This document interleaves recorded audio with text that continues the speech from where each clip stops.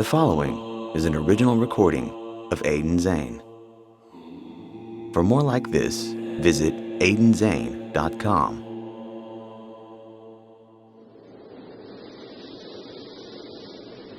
There are a few very alarming statistics that I want to share with you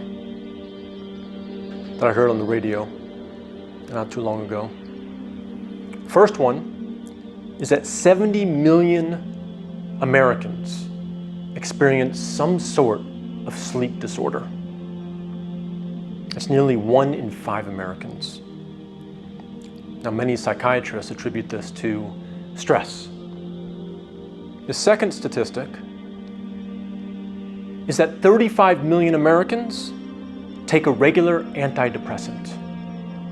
That's more than 1 in 10. The third statistic is that between 1988 and 2008, antidepressant usage increased by nearly 400%. So what this tells us is that many Americans, millions in fact, are not happy.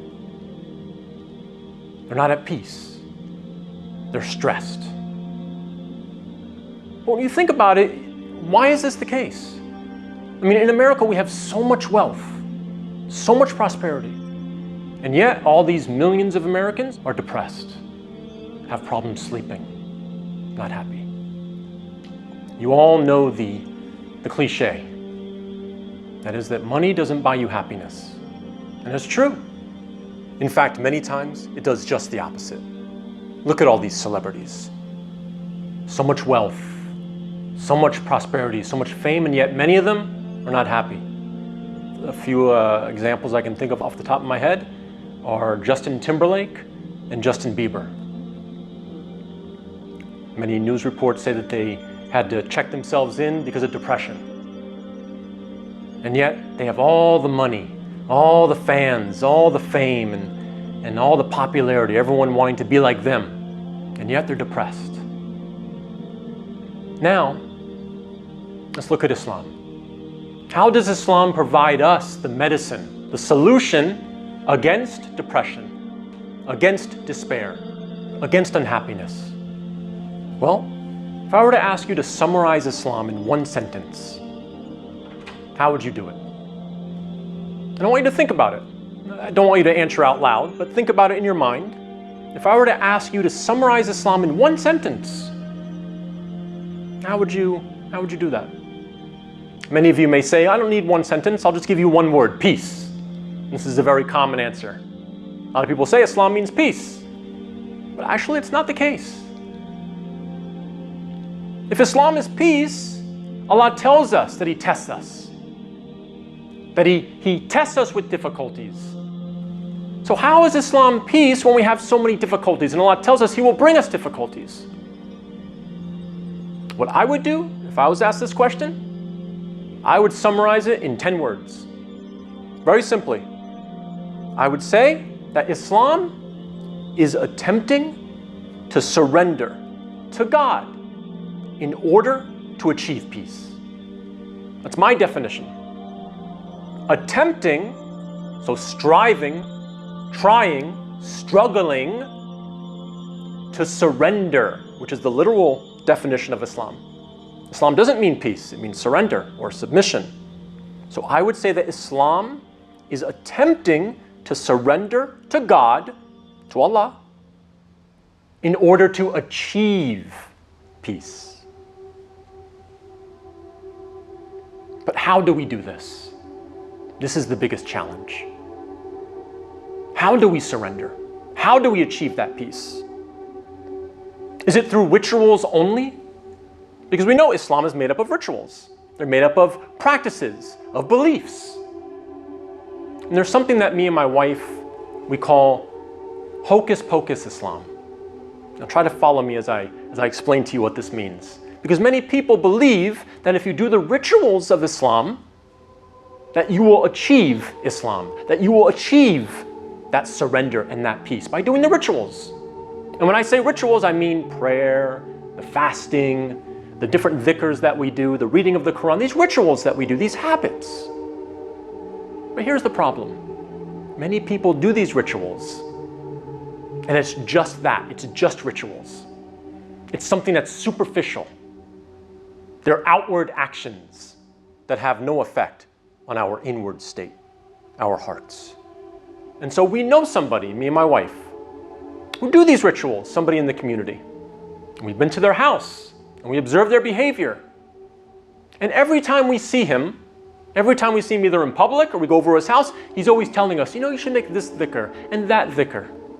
Do this prayer and that prayer at this time and at that time. And he's very conscious of it. Giving us this book of du'as.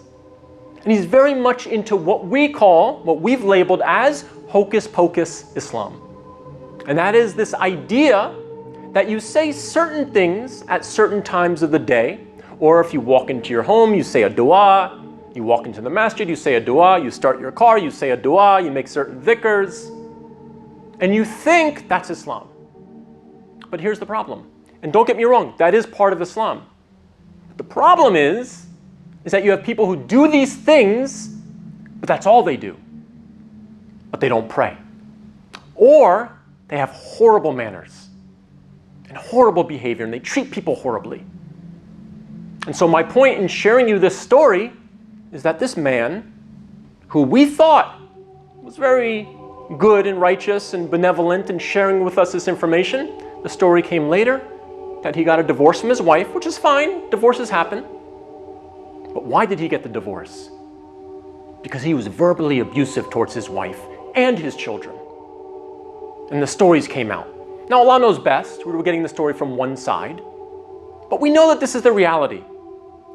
That there are many Muslims who do the dhikrs, who do the certain rituals, but yet they have horrible character. They don't have that peace. They don't have that true surrender. And so my question is, going back to the point of how do we achieve this peace? We don't do it through the rituals only. It goes far above and beyond that. And I would say that we have to look to the example of the Prophet, peace and blessings be upon him, and the example of our Islamic history. Where was the Quran revealed? It was revealed in Mecca. And if we look at that first stage of Islamic history, we call it the Meccan phase. I would say we have to look to that to start with, because that's our example. The early community, they didn't have anything. They were believers, they believed in God, they believed in Allah, but they didn't have the guidance. When the guidance came, what did the guidance tell them? What was the emphasis of the message? The scholars say that the emphasis of the message, and if you read the Quran, you can see this very clearly in the Meccan verses, the message focused on beliefs. They focused on believing in your heart that Allah really exists. The emphasis on the signs, read the signs. Strengthen your faith in the Creator. Believe in all the 6 articles of faith that we come to know now. And so that's my message. If we want to get to that stage of surrender, if we want to get to that stage of peace, of achieving or striving towards achieving peace, we need to focus first on the 6 articles of faith. And this will be our stress relief. And we won't have to rely upon antidepressants, as I mentioned to begin the khutbah. We won't have to rely upon these artificial things to bring us that stress relief. The stress relief will be our beliefs. Now, very briefly, I want to look at those beliefs one at a time and just comment on how they can relieve our stress, because we all have stress as we go through our daily lives. Just because we have Islam, when we say we have Islam, we do have difficulties. As Allah tells us, He will test us with difficulties. So how does Islam bring us that prescription of peace? Number 1, Allah. If you truly believe in Allah, you put Him at the center of everything. He is the center of the universe, and therefore He's in control. And when He's in control, it doesn't matter what happens to you. You know and you believe He's in control. And this is a stress relief. This is a source of gratification for the believer to know that Allah is in control. And look at the example now with the whole COVID-19 issue. And the whole world is now in a state of disarray. And a lot of people are confused. And a lot of people are losing their jobs, etc., etc. I don't have to tell you this, you know this. But yet, we know and we believe Allah is in control. And so don't stress. Yes, we all have stress, but you don't dwell on it. You know that Allah, it's all part of His plan. And we don't know why. We can theorize, but ultimately, Allah's in control. Number 2, the angels. The angels are there. And they're bringing us barakah. They're bringing us blessings by Allah's permission. And we know that there are in many cases, Allah sends angels to help us. And angels to guard over us. And angels to write down everything. And so nothing goes unnoticed. And that again is a source of stress relief. Number 3, the books. The angels bring the books. And what are the books? What is the revelation? Guidance for us. You know, when I think about guidance and I think about the Quran, I always think about my family who's not Muslim. They're very secular. They come from a Jewish background, but they don't practice, and they don't, religion is not in the foremost of their mind. It's not even something they think about. They don't think about God. They go through their life like, most other Americans, most other secular people, and they just live their lives, and every now and then, when somebody dies or somebody gets married, then religion comes into their lives. But, 24/7, they're basically just living their lives, and they don't think about God. And whenever they have stressful circumstances, I wish so much that when we talk about it and I try to help them through it, I just wish I can say, just rely upon God. Just go to the book. Go to the revelation. I can't do that with them because they're not Muslims. I can't even go to them and say, read the Torah, because they don't really practice their own religion. They don't even practice Judaism. And I find that very incredibly sad. From a believer's perspective, we have to see that as being sad. Because we truly believe that Allah has given us the guidance on how to live our life. That the Quran is our instruction book. It's not just something we recite. It's something that we try to live by. Something that we read to understand so that we can know this is the right thing to do. This is the wrong thing to do. And I wish I can give that to my family. And so the instruction book, the Quran, our guidance, is such a source of stress relief for us. Such a source of happiness. Because any question that you have, go to the book. Go to the hadith. Even some of the sayings of the scholars and the works of the scholars will help us through the difficult times. This is what religion is all about. It's about finding that guidance and relying upon it. And number 4, the prophets. Peace and blessings be upon all the prophets. They were given the books, but then they're there to show us how to implement those teachings, how to live by those teachings. When it was asked, who is the prophet, peace and blessings be upon him? Hazrat Aisha, may Allah be pleased with her, said, verily, the character of the Prophet of Allah was the Quran. So he was there. The prophets, all the prophets are there to show us how to live the message. And again, that is a source of stress relief for us. And then finally, the day of judgment and the hereafter. When you have this belief, a true belief, that there is a life to come, all the injustices that you see in this life, yes, we concern ourselves with them. Yes, we try to correct them. But ultimately, there will not be justice, true justice and total justice in this life. Because that's impossible. People get away with murder. And so that will ultimately be corrected in the next life. And nothing escapes Allah's knowledge. And so on that day, anybody who committed even an atom's weight of good or bad, it'll be brought forth and Allah will take it into account. And He is the best of judges. Me and my wife, we get into conversations a lot. And she's always saying to me, what about these people who, they're good people, but they have a kind of wrong understanding of God. Maybe they worship statues, or they worship a false god, or what they believe is God, and they're just misguided. What about them? What's Allah going to do with them? They're good people. And you do see on the news so many people, they go through tragedies, tornadoes and hurricanes, and they lose their wealth, and they lose loved ones. And yet they say, God will take care of me. What is Allah going to do with them? And I always tell her, Allah knows best. Allah knows their situation. Allah knows their heart. Don't worry. Allah will never treat them unjustly. Am I saying they're going to go to paradise? Not necessarily.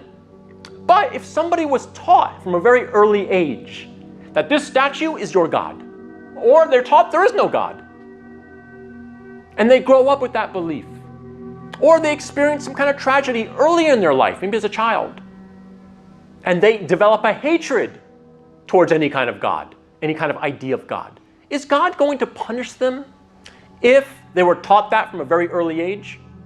We can't say that Allah will. We can't say that Allah won't. We don't know. In other words, Allah knows best, and Allah will deal with them with all the information. He knows everything. But the point is that on the day of judgment, everything will be brought forth, and not an ounce of injustice will take place on that day. And that should be, again, a source of contentment for us as believers, a source of peace. And so what I'm doing is I'm going through the 6 articles of faith to show us, inshallah, how Islam, if we really internalize these 6 articles, how they bring us towards that idea of peace, contentment, and happiness. And so I've gone through 5 of them. Inshallah, in the second khutbah, I'll go through the last one. So let's pray to Allah. Oh Allah, please bring us that peace that you promised for the believers. Please forgive us for all of our sins. Guide us to whatever is best for us. Grant us the best of this life and the best of the hereafter.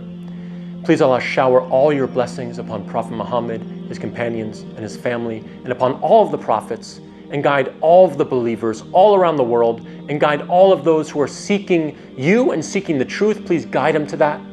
And please, Allah, forgive us for all of our shortcomings, all of our sins. Give us the best of this life and the best of the hereafter. Please, Allah, guide us in these very difficult times. Let us see truth as truth and falsehood as falsehood, and grant us eternal, everlasting paradise in the highest of paradise with the Prophet, peace and blessings be upon him. Ameen. Ask Allah for forgiveness.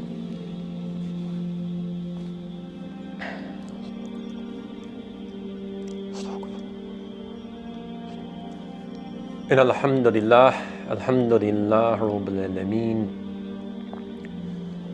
أشهد أن لا إله إلا الله وأشهد أن محمد رسول الله صلى الله عليه وسلم يا أيها الذين آمنوا صلوا عليه وسلموا تسليما وبعد. What is the greatest sin? We know that the greatest sin, according to our Islamic traditions and according to the teachings of the Prophet, peace and blessings be upon him, is shirk. When we think about shirk, we think about this false worship, worshiping another god or so-called god, worshiping an idol, right? Worshiping many gods, whatever. And so many Muslims are conscious of this, and they're very much on guard over shirk. But that's the major shirk. There are different types of shirk, as we know. The scholars have identified 3 types of shirk. There's the major shirk, which we already talked about, which is the false worship. And then there's a minor shirk, which comes in a few different forms, like swearing by something other than Allah, or believing things like amulets will protect you. But one of the most dangerous ones for us is showing off. It's dangerous because it's subtle, it's hidden, and so in many cases, we don't even realize we're doing it. So you're doing good deeds, not for Allah. You do it to show off. And so you extend your prayer so that other people can say, oh, look at this guy, he's praying so much. Or you tell people, hey, I'm fasting today. And in your heart, you're doing it because You want other people to know that you're fasting. Now, of course, if you're doing it with the right intention of maybe encouraging others, that's fine. The scholars say that's fine. You're trying to encourage. It's all based on your intention. But if you're doing it to show off, that's a type of shirk. It's a minor shirk. It's called riyah. And it's a disease which many Muslims have in their hearts. And so in a way, you're trying to please other than Allah through your actions of ibadah. Give charity so that somebody can tell me I'm generous. So that somebody can say to other people, he's generous, she's generous. And there's actually somebody who will come on the Day of Judgment, as the Prophet, peace and blessings be upon us, told us. Allah will ask him, what did you do with your life? What did you do? What did you do to please me, to worship me? And they'll say, I gave in charity for your sake. And he said, you lied. You gave in charity so that you can be called a generous person. And you got your reward in this life. And Allah will say, then go to hell. Take him to hell, because he was doing it not for my pleasure, he was doing it for other people's pleasure. Same thing with the person who taught others. And he said, no, I taught other people knowledge to please you. He said, no, you lied. You did it so that people can call you a knowledgeable person. People can call you a scholar, and you got your reward. So now go to hell. Take them to hell. And then likewise with somebody who fought and died in the cause of Allah. And they'll say, I did it for your sake, Allah. And Allah will say, no, you lied. You did it so that you can be called a martyr. And now, go to hell. And so this is the minor shirk that many Muslims unfortunately do, and many of them don't realize it. And so we have to be on guard against that. But there's a third type of shirk, which is called the hidden shirk. It is so hidden that the Prophet, peace and blessings be upon him, described it as being more hidden than a black ant crawling on a black rock in a pitch black night. I don't know about you, I've been in those pitch black nights before, where there's no moon, there's no lights, in the middle of wherever, not near any kind of light source. You would hold up your hand in front of your face and you couldn't even see your hand. That's how dark it is. And so the Prophet, peace and blessings be upon him, is painting us this picture of how hidden this type of shirk is. And what is that hidden shirk? I want you to understand, this is the whole point of this khutbah. This hidden shirk is described by a scholar, Sheikh Abdullah bin Muhammad bin Humaid, who said that the hidden shirk implies being inwardly dissatisfied with the inevitable condition that has been ordained for one by Allah. Consciously lamenting that had I done such and such, I would have had a better status. What does that mean? That means that if something happens to us, whether it was a result of our choice or not, that we feel sad and we say to ourselves, or we say to Allah, or we say to somebody else, had I done something differently, my situation would have been better. That's the hidden shirk. Think about that. And how does this relate to our whole topic? Our topic that we're talking about is Islam as a stress relief. Islam as true submission in an effort to achieve peace. And here Allah is giving us, Islam is giving us the 6 prescriptions laid out for us in the 6 articles of faith. And the last one is what? Qadr. Believing in the divine decree, destiny. But here, if you're lamenting, if you're feeling sad over something that happened to you, which is fine, you can feel sad. Something bad happens, to whatever degree, we feel sad, that's fine, you're a human being. But if you say to yourself, oh, had I zipped up my jacket pocket, I wouldn't have lost that money. It wouldn't have flown out of my jacket. Had I locked my car, it wouldn't have been broken into. Had I not married that woman, or had I not married that man, my life would have been better. That's the hidden shirk. Because what that's doing is you are saying that you could have changed the decree of Allah. Do you see? And we cannot do that. Because whatever happens in the past, it's part of Allah's decree. It's destined for us. And by the way, I'm guilty of it too. We all are. One example I can give you in my life, something very small, very trivial. There was a big meeting that we had for work. And we had to drive 3 hours to go have this meeting. And I had to prepare a presentation for it. 30-page presentation, printed in color, bound, everything. And I put it by the door. And I said to myself, before I leave, I'm gonna make sure I bring it with me because this is really important. We're making a big presentation. I have to have these color copies with me. As Allah willed, I walked right by it, out to my house on the way to the meeting. Got in the car, started driving. An hour into the drive, I realized I forgot it. It's back home. I can't turn around because I'm gonna be late for the meeting. And at that moment, I said, why? Why did I do that? Why did I forget? Why didn't I put it in my car the night before? And then I caught myself. And I said, wait a second, what am I doing? This is Allah's will. This was meant to be because it happened. So we're all guilty of that. And that's fine. You can react in the moment, but we have to catch ourselves. We have to rely and go back to our faith in the Qadr. And when you do that, stress relief. You don't hold on to that feeling inside of you, that anxiety, those feelings of regret. And that's the problem, is that we live in the past.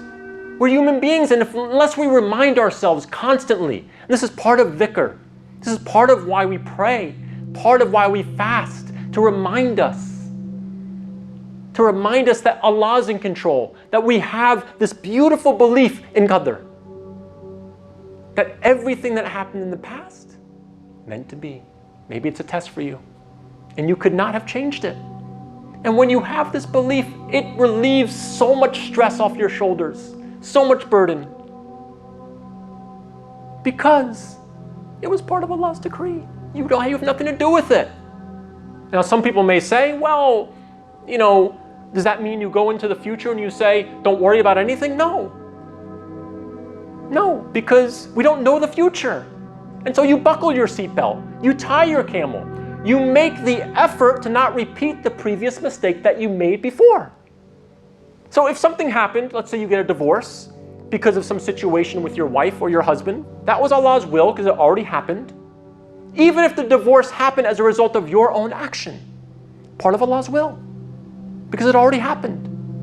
But going forward into the future, which is not known to you, you can say to yourself, I will try not to repeat that same mistake. And so you can learn from your past, that's fine.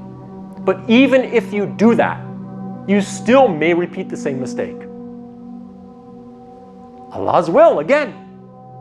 But the problem is that so many people who don't keep this in their mind, don't keep this idea in their hearts about Qadr, about Allah's decree, it brings them so much anxiety and so much stress because they felt like they could control it, and they can't. And this is what I wish I can give to my family, to my mother, to my father. And I look in their eyes and I know they're stressed over so many things. Why am I not feeling that stress? The biggest difference is belief, is true belief that when something happens, it's by Allah's will. Even if it came through my hands or my choices or my decisions, it was Allah's will. We can react in the moment. It's okay. You can have emotions, but eventually you catch yourself. And the best of believers, the ones who are most conscious of Allah, they don't even do that. They know instantly Allah's will. Allah's will, whatever it is. I lost a child, I lost a lot of money, my house burned down, I made a wrong turn and I crashed, I did something that led to somebody's death. Yes, you feel guilty and you feel bad, but you don't hold on to that anxiety. And that anxiety is what brings you down. And look at how much heart disease there is, and how much cancer there is in the world. It's not something that just happens in a vacuum. These things happen, yes, because of poor eating habits, yes, because of poor lifestyles, but they also happen because of the stress that we bring upon ourselves. And this is what Islam is. Islam is that stress relief. If we really understand, it's not only a stress relief, but it's a big part of it.